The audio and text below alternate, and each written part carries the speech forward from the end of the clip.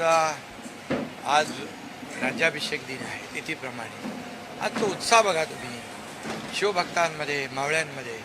आणि म्हणून आम्ही देखील शिवाजी महाराजांचे मावळे म्हणूनच आलेलो आहे. भरत गोगावले पण मावळे म्हणूनच आलेत.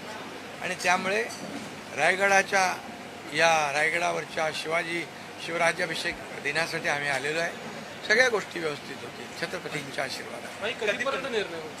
लवकरच होईल निर्णय काही अडचण नाही. आता एक महत्त्वाचा प्रश्न असा पडतो की उद्धव ठाकरे दौरे करतायत खासदार सुट्टीनंतरचे आणि सभा घेत आहेत, जाहीर सभा घेत आहेत, त्याच्यावरती तुमचं काय काय बोलणार मी?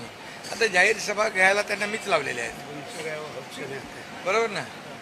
आता मी कामाला सगळ्यांना लावलेलं आहे. आणि खरं म्हणजे हे एक म्हण आहे, वराती मागून घोडे. हे सगळे गेल्यावर आता हे पोचत आहेत, त्याचा काय उपयोग आहे?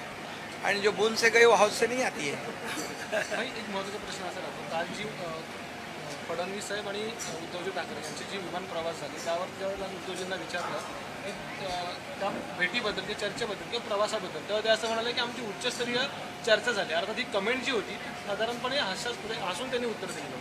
कोणी? उद्धव ठाकरे. विमानापेक्षा इमान महत्त्वाचं असतं.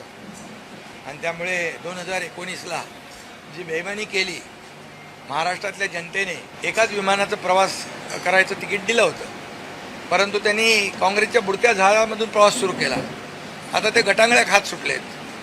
आणि त्यामुळे अशा प्रकारचे प्रयत्न जे आहेत ते सुरू आहेत. परंतु देवेंद्रजी खूप हुशार आहेत आणि त्यांनी 2019ला कपटी मित्र किती घातक असतो हे पाहिलेलं आहे. त्यामुळे मला यापेक्षा जास्त बोलण्याची आवश्यकता नाही.